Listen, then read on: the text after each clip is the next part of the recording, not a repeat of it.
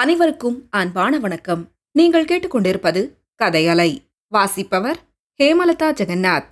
அமரர் கல்கி எழுதிய சிவகாமியின் சபதம், பாகம் 4, அத்தியாயம் 47. சிறு தொண்டர். பல்லவ வீரர்களில் சிலர் சந்தேகித்தது போல் சேனாதிபதி பரஞ்சோதியின் உடம்புக்கு ஒன்றுமில்லை. அவருடைய தேகம் சௌக்கியமாகத்தான் இருந்தது. ஆனால் அவருடைய மனத்திலேதான் சௌக்கியமும் இல்லை, சாந்தமும் இல்லை. தம்முடைய கூடாரத்தில் தன்னந்தனியாக பரஞ்சோதி உட்கார்ந்திருந்தார். அவருக்கு தூக்கம் வரவில்லை.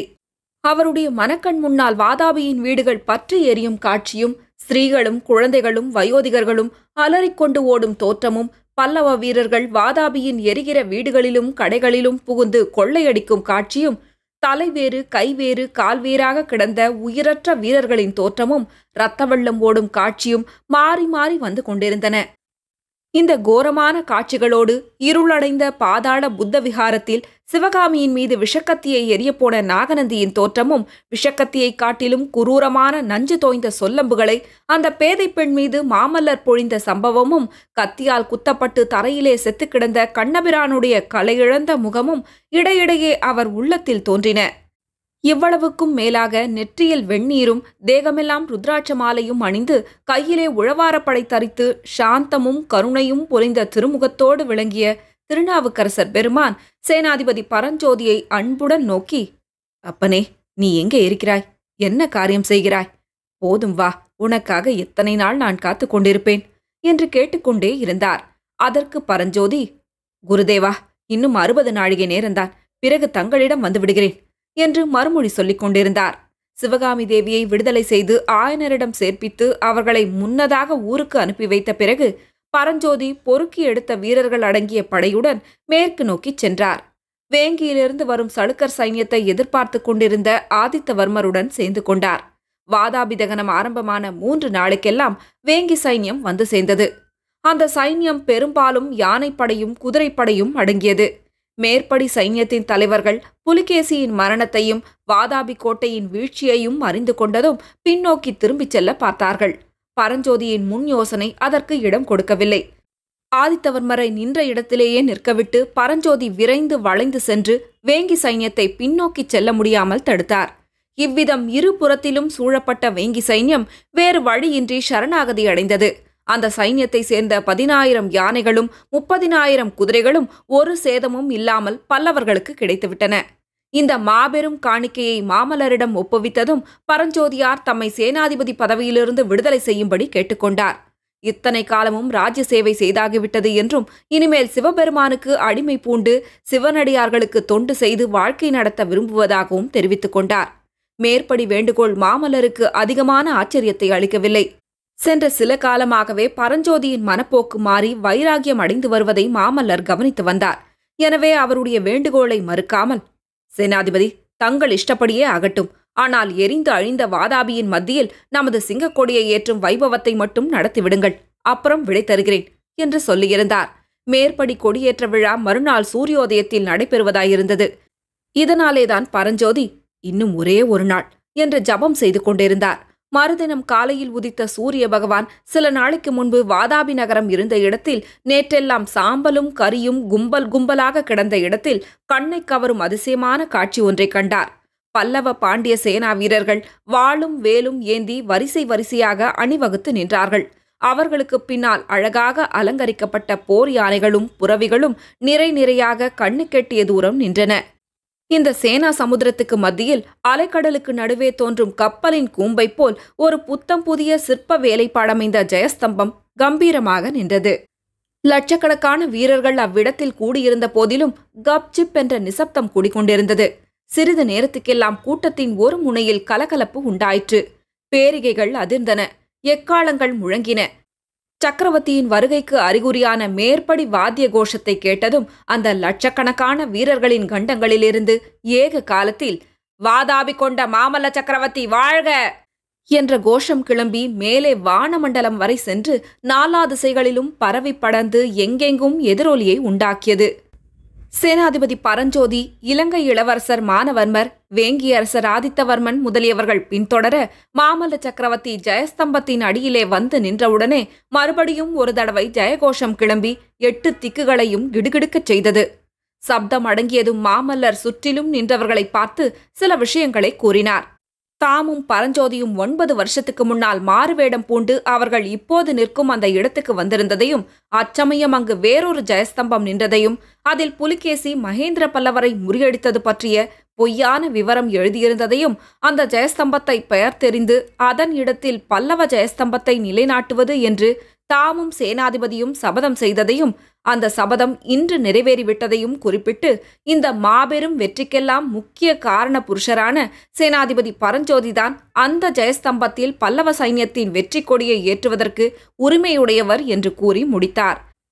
சக்கரவர்த்திக்கும் சேனாதிபதிக்கும் ஏதாவது மனவேற்றுமை ஏற்பட்டிருக்கிறதோ என்பது பற்றி பல்லவ வீரர்களிடையில் சந்தேகம் ஏற்பட்டிருந்ததை பார்த்தோமல்லவா? எனவே இப்போது ஜெயஸ்தம்பத்தின் அருகில் சக்கரவர்த்தியும் சேனாதிபதியும் சேர்ந்து நிற்பதை பார்த்ததுமே அவ்வீரர்களுக்கு மிகுந்த உற்சாகம் ஏற்பட்டது. சேனாதிபதியை பற்றி சக்கரவர்த்தி கூறியதை அருகிலே நின்று நன்றாய் கேட்டவர்களும், தூரத்திலே நின்று அரைகுறையாக கேட்டவர்களும் கூட அளவற்ற மகிழ்ச்சி அடைந்து ஆரவாரம் செய்தார்கள். சேனாதிபதி புதிய ஜெயஸ்தம்பத்தின் மீது பல்லவ சிம்மக் கொடியை உயர்த்திய போது சேனா வீரர்களின் குதூகலம் வரம்பு கடந்து பொங்கி ஜெயகோஷமாகவும் வாழ்த்துரைகளாகவும் வெளியாயிற்று. பேரிகை முழக்கங்களும் வாத்திய கோஷங்களும் லட்சக்கணக்கான கண்டங்களிலிருந்து கிளம்பிய ஜெயத்வனிகளும் அவற்றின் பிரதித்வனிகளுமாக சேர்ந்து சிறிது நேரம் காது செவிடப்பட செய்தன. சப்தம் அடங்கும் வரையில் பொறுத்திருந்த மாமல்லர் கடைசியாக அன்று அவ்வீரர்களிடம் விடைபெறுவதற்கு முன் வருத்தமான விஷயத்தை தாம் தெரிவிக்க வேண்டியிருக்கிறது என்ற பூர்வ பீடிகையுடன் ஆரம்பித்து, இத்தனை காலம் தம்முடன் இருந்து இரவு பகல் சேவை புரிந்து இந்த மகத்தான வெற்றியை பெற்றுக் கொடுத்த பரஞ்சோதியார் இப்போது தம்மிடம் விடுதலை கேட்கிறார் என்றும், அவருடைய உள்ளம் சிவபக்தியில் ஈடுபட்டிருக்கிறது என்றும், சிவனடியாரை சேனை தலைவராக வைத்திருப்பது பெரும் குற்றமாகும் என்றும், ஆகையால் அவருக்கு விடுதலை கொடுத்துவிட தாம் சம்மதித்து விட்டதாயும், நாளை காலையில் அவர் தம்மையும் பல்லவ சைன்யத்தையும் பிரிந்து தனி வழியே தீர்த்த யாத்திரை செல்கிறார் என்றும், வீரர்கள் எல்லாரும் உற்சாகமாக அவருக்கு விடை கொடுத்து அனுப்ப வேண்டுமென்றும் தெரிவித்தார்.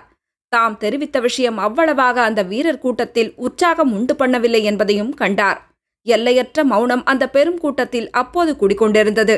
அடுத்த நிமிஷம் ஆஜானுபாகுவாய் நெடிதுயர்ந்த மாமல்ல சக்கரவர்த்தி தம்மை விட குட்டையான சேனாதிபதி பரஞ்சோதியை மார்புற தழுவிக்கொண்ட போது மீண்டும் அந்த சேனா சமுத்திரத்தில் கோலாகல துவனிகள் எழுந்தன.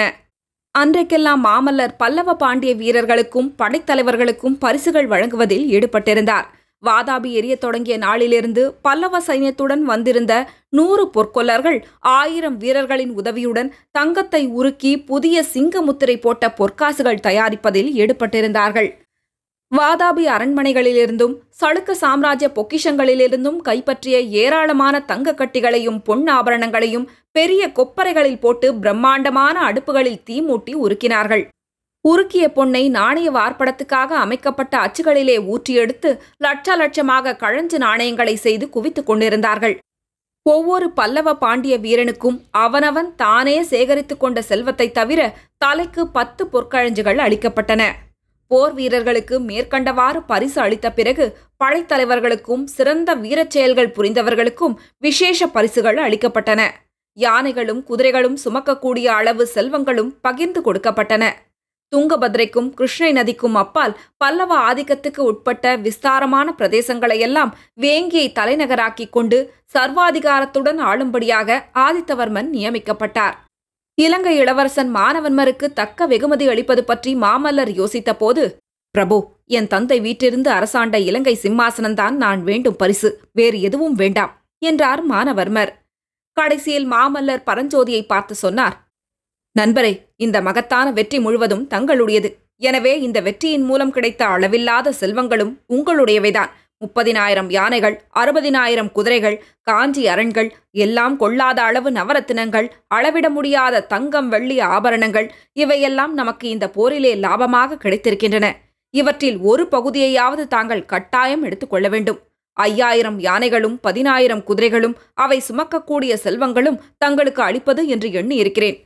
மாமல்லரை மேலே பேச விடாதபடி தடுத்து பரஞ்சோதி கூறினார், பல்லவேந்திரா, மன்னிக்க வேண்டும். தங்களிடம் நான் கோருவது முக்கியமாக தங்களுடைய தங்கமான இருதயத்தில் என்றென்றைக்கும் ஒரு சிறு இடம்தான். அதற்கு மேலே நான் கோருகிற பரிசு ஒன்றே ஒன்று இருக்கிறது. அதுவும் வாதாபி கோட்டையிலிருந்து கொண்டு வரப்பட்ட பொருளேதான். ஆஹா, அது என்ன அதிசய பொருள் என்று மாமல்லர் வியப்புடன் கேட்டார். அந்த பொருள் இதோ வரும் மூடு பல்லக்கில் இருக்கிறது. என்று பரஞ்சோதி கூறியதும் 4 வீரர்கள் ஒரு மூடு பல்லக்கை கொண்டு வந்து இறக்கினார்கள். பல்லக்கை திறந்ததும் அதற்குள்ளே நாம் ஏற்கனவே பார்த்த விநாயகர் விக்கிரகம் இருந்தது. வாதாபி கோட்டை வாசலிலிருந்து அந்த விக்கிரகத்துக்கு தாம் பிரார்த்தனை செய்து கொண்டதை பற்றி பரஞ்சோதி கூறி அதை தம்முடன் கொண்டு போய் தாம் பிறந்து வளர்ந்த செங்காட்டங்குடி கிராமத்தில் பிரதிஷ்டை செய்ய விரும்புவதாகவும் தெரிவித்தார். மேற்படி விக்கிரகத்தை தவிர வாதாபி நகரத்திலிருந்து கவரப்பட்ட வேறெந்த பொருளும் தமக்கு வேண்டியதில்லை என்று பரஞ்சோதி கண்டிப்பாக மறுத்துவிட்டார். வேறு வழியின்றி மாமல்லர் பரஞ்சோதியின் விருப்பத்துக்கு இணங்க வேண்டியதாயிற்று. பரஞ்சோதி ஸ்தல யாத்திரை செல்லும்போது 2 யானை, 12 குதிரை, 100 காலாள் வீரர்கள் ஆகிய பரிவாரங்களை மட்டும் உடன் அழைத்துச் செல்ல வேண்டுமென்று மாமல்லர் பிடிவாதம் பிடித்து தமது நண்பரை இணங்கும்படி செய்தார். மறுநாள் மத்தியானம் மாமல்லரும் பல்லவ சைன்யமும் அவர்கள் வந்த வழியே காஞ்சிக்கு திரும்பிச் செல்ல புறப்படுவதாக திட்டமாகியிருந்தது. பரஞ்சோதியார் துங்கபத்ரை கரையோடு சென்று ஸ்ரீசைலம் முதலிய க்ஷேத்திரங்களை தரிசித்துவிட்டு வருவதற்காக அன்று காலையிலேயே தமது சிறு பரிவாரத்துடன் புறப்பட்டார். புறப்படுவதற்கு முன்னால் மாமல்லரிடம் கடைசியாக விடைபெற்றுக் கொள்வதற்காக சக்கரவர்த்தியின் கூடாரத்துக்கு பரஞ்சோதி வந்தபோது பல்லவ பாண்டிய வீரர்கள் தங்களுடைய கட்டுப்பாட்டையெல்லாம் மறந்து அங்கே கூட்டம் கூடிவிட்டார்கள். பரஞ்சோதியின் புதிய தோற்றம் அவர்களை சிறிது நேரம் திகைப்படையச் செய்தது. கத்தி, கேடயம், வாள், வேல், தலைப்பாகை, கவசம், அங்கி இவற்றையெல்லாம் களைத்தெறிந்துவிட்டு பரஞ்சோதி நெற்றியில் வெந்நீர் தரித்து தலையிலும் கழுத்திலும் ருத்ராட்சம் அணிந்து பழுத்த சிவபக்தரின் தோற்றத்தில் விளங்கினார். அவருடைய திருமுகம் நேற்று வரை இல்லாத பொலிவுடன் சுடர்விட்டு பிரகாசித்தது. சற்று நேரம் திகைத்து நின்ற வீரர்களை பார்த்து பரஞ்சோதி கும்பிட்டதும், சேனாதிபதி பரஞ்சோதி வாழ்க, வாதாபி கொண்ட மகாவீரர் வாழ்க என்று கூவினார்கள். பரஞ்சோதி அவர்களை கைகூப்பி வணங்கி அமைதி உண்டு பண்ணினார். பிறகு, நண்பர்களே, இன்று முதல் நான் சேனாதிபதி இல்லை, தளபதியும் இல்லை.